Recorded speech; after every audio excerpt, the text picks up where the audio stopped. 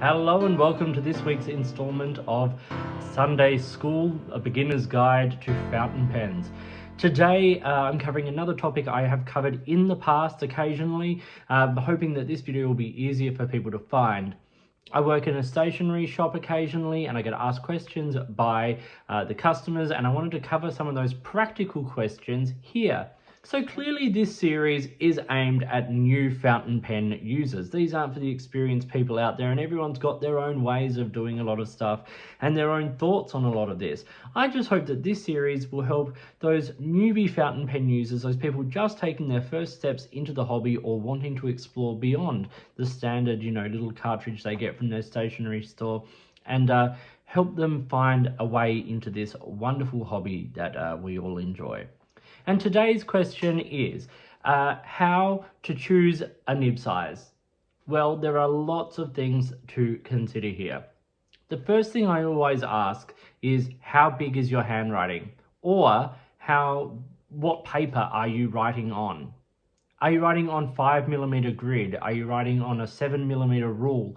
All of those things, they all combine to help you pick, firstly, what size fountain pen nib you should be using. So if you're writing on 5mm grid and you're trying to keep all your writing within that 5mm, you may want to use a finer nib. If you're writing on a 8mm rule line or something like that, you could probably get away with using a broader nib.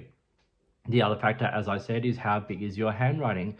A great little test I use with this is I get people to write a word that contains the lowercase letter e. Now, if there is the air in the loop of that E, if you can see the page through it, then that is an okay nib size for you. If you can't see it, you need to scale it down. Another thing to consider when choosing a nib size is what kind of writing experience you actually want to have.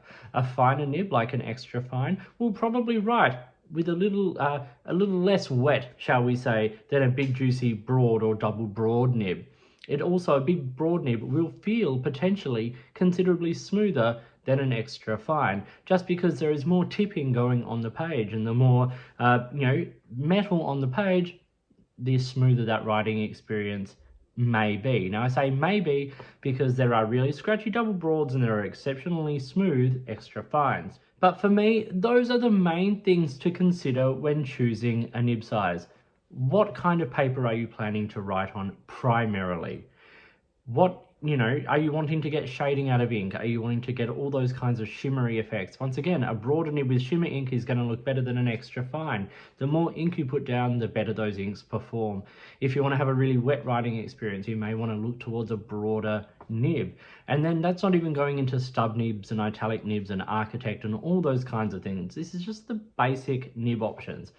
So think about those things. Think about what you want your writing to look like, whether you're wanting to get big swatches of color on the page, and then start to think about how big your actual handwriting is. So thank you for watching. I hope you found this video interesting and useful. Please like and subscribe, hit the notifications button, all of that kind of stuff. If you've got products you think I should be looking at, or if there is a way you would like to support the channel, I would love to hear from you. In the meantime, enjoy your pens, enjoy writing, and I'll talk to you soon.